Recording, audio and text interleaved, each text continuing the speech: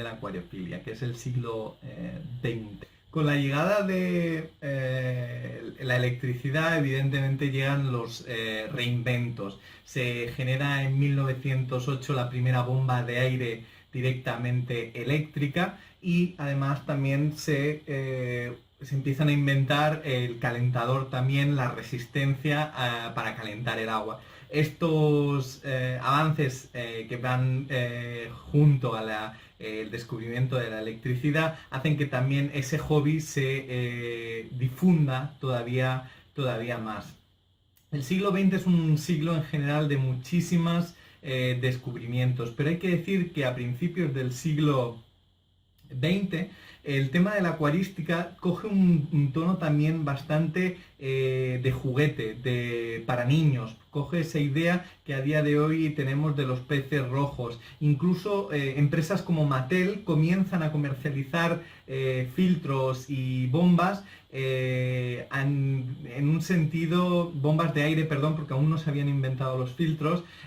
como un tema de juguete. En 1938 también es cierto que se empiezan a crear los grandes oceanarios, esos acuarios pequeños que habíamos visto a finales en la segunda mitad del siglo XIX. Con el inicio del siglo XX empiezan a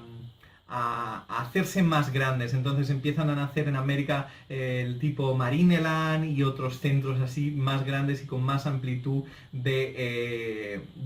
acuarios. También es cierto que el hobby tiene un parón muy importante durante las guerras mundiales. Y sí que es cierto que también uno de los puntos más claves fue también que después de las grandes guerras mundiales hubo un periodo de los años 50 en los cuales hubieron muchísimos avances a nivel tecnológico. En los años 50 se crea por primera vez uno de los avances que son más importantes a nivel de filtración de un acuario, que es el ahora en desuso, conocido por poca gente como el filtro de placa. Hay que decir que por aquel entonces lo único que había era un aireador, un elemento que generaba aire, y se utilizó ese aireador para generar los filtros de placa. Esos filtros produjeron también una alta oxigenación de un ciclo que bien llevado supuso absolutamente el éxito total para mantener a muchas de esas especies que hasta la década de los 50 era imposible mantener. De ahí que esa filtración a base de la placa es básicamente una placa y luego a través de una especie de tubo que sale hacia afuera se pone el aireador, las burbujas salen hacia arriba y eso genera una corriente que va oxigenando el acuario y va filtrando el acuario y también ayuda a las bacterias a hacer su función. Eso fue uno de los descubrimientos que a día de hoy prácticamente no se conoce, pero el filtro de placa fue el precursor del filtro que ahora tenemos. Esto respecto a los años 50, pero es en los años 60 cuando empiezan a establecerse los primeros congresos internacionales de acuariofilia, empiezan a ver los mejores inventos. Es la década de los 60 que se produce uno de los avances más increíbles. Y ahora voy a contar una historia muy interesante que descubrí mientras leía un artículo en la biblioteca. Este vídeo realmente me ha llevado bastante trabajo de investigación y hay que decir que Norbert Tunze, que es el dueño de la marca Tunze, hubo un momento que descubrió en 1960 que un componente que creó Gunther Heim para unos juguetes. Gunther Heim es el dueño de la marca Heim, pero antes de ser dueño de la marca Heim, él creaba productos para juguetes tecnológicos, tipo ferrocarriles para niños, coches, y en uno de esos productos que él tenía para ese tipo de juguetes era una especie de bomba para trenes, una bomba que lo que hacía era mover una cosa del tren, pero Norbert Tunze, un visionario, para mí es una de las personas clave en el entendimiento de lo que es la tecnología de productos tecnológicos para mantener el acuario. Norbert Tunze se dio cuenta de que eso lo que hacía era mover el agua, entraba por un sitio y salía por otro, y lo que hizo fue lo puso en el acuario y se dio cuenta que eso tenía un avance total en la recirculación de las aguas, en generar corrientes. Norbert Tunze envió un correo, obviamente un correo escrito a mano, a Gunther Eheim, diciéndole que eso tenía muchísimo potencial comercial. Eheim en aquel momento se negó a desarrollar ese concepto, ya que el ámbito de él en aquel momento era el tema de ese tipo de juguetes, pero fue Norbert Tunze el que patentó y el que creó las turbinas Turbel, que actualmente se comercializan en el catálogo de Tunze. Y a partir de aquí hubo una guerra en general entre Tunze, Eheim y otras marcas para crear los mejores productos. Hay que decir que la época de los 60, 70 fue una época también de la llegada al espacio. La llegada al espacio empezó a crear una serie de conocimientos a nivel de esterilización, a nivel de materiales que eran más ligeros, más resistentes, materiales con unos conocimientos también aplicados también a la aeronáutica, y eso también empezó a generar y todo esto sucedió en la época de los 60, empezó a crear esterilizadores UVA, los skimmers también empiezan en la década de los 60 y se perfeccionan en los 70-80, los ozonizadores, los generadores de ozono también es una aplicación de la tecnología aeroespacial. En definitiva, los años 60 fue uno de los años con mayor descubrimiento. También Erwin Sander, otro de los grandes, también la marca Sander, especializada en creación de acuarios y en materiales, empezaron a crear un montón de ideas en Alemania principalmente. Otros nombres se juntaron también en esa vorágine creativa. Eugene Jaeger, que es el actual dueño de los componentes de termostato que comercializa la marca Eheim, pero el señor Jaeger creó el concepto de resistencia del tubo de cristal, fue uno de los pioneros, y luego se le vendió la marca a Eheim. La creación también por parte del doctor Wiener en Alemania del desarrollo de las sales sintéticas para poner en acuarios, Tropic Marine, Marine Mix, todas estas empresas, o el laboratorio HW, empiezan a facilitar y allanar un camino que luego otros distribuidores empiezan a comercializar y empiezan a facilitar muchísimo ese tarea de mantenimiento de especies que hasta el momento eran totalmente imposibles. Y hay un momento en el cual hay dos nombres que son muy importantes, ya que empiezan a realmente crear los métodos, el famoso método Berlín, el famoso método Joubert. En el caso, primero, una de las personas que antes se da cuenta de la importancia de la roca viva en acuario marino fue Straughan. Straughan, un alemán evidentemente, empezó a darse cuenta de esa importancia de meter elementos vivos que faciliten otro tipo de filtrados.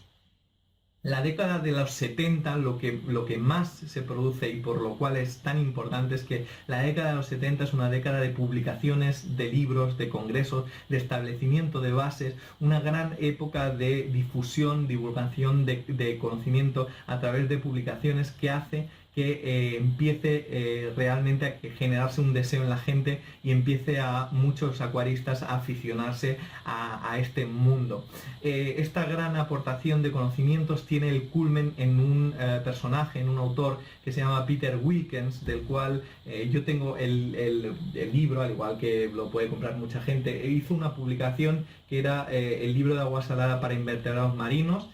Yo tengo esta versión, que es invertebrados marinos, corales y tal. Esta primera publicación que hace Peter Wilkins en los años 70 empieza a ser totalmente un boom para empezar a introducir a la gente a algo que todavía no se conocía, porque en aquel momento, en los años 70, 80, lo principal era el tema de peces. Para nada se contemplaba mantener corales porque era imposible.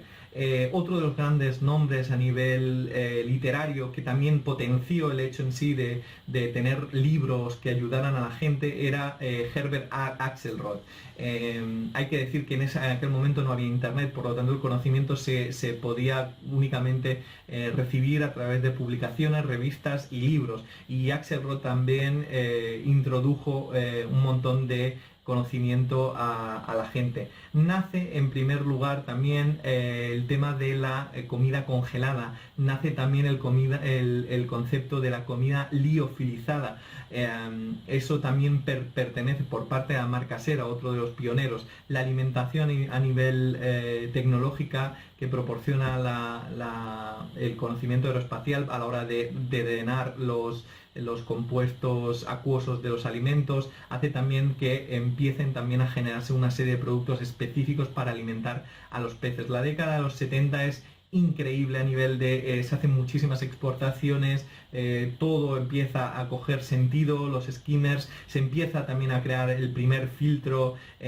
basado también en el concepto de la turbina de Tunce. Es un momento en 10 años que se empiezan a establecer, empiezan a cuadrar todos los elementos y empiezan a ir encajando hasta crear el puzzle. ¿Qué ocurre con esto? El boom increíble que se genera en los finales, sobre todo los años 70, propicia que en los años 80, en 1980, exista también fruto del tema de la vida natural, del activismo. También los años 80 es un tema muy de muchísimo activismo. O también surge un boom ecológico, y ese boom ecológico hace que se presione al gobierno alemán para que prohíba la importación de según qué tipo de especies que estaban peligrosamente estaban empezando a traerse demasiadas, en el caso de peces mariposa y peces ángel principalmente. Ya que estas especies, si bien es cierto, también dentro de los acuarios había muchísima mortalidad, eran especies que eran muy difíciles de mantener en la época de los 70 y prácticamente se tenían unas semanas, unos meses, pero al fin y al cabo la falta también de conocimiento también real era difícil de conseguir. En la década de los 80 se genera también por parte de las publicaciones de Wilkins y la Sociedad Acuario Berlín el conocido como método Berlín. Esa aparición de la importancia de las rocas, del zoom, todos estos conceptos que forman parte de generar un ecosistema basado en lo que son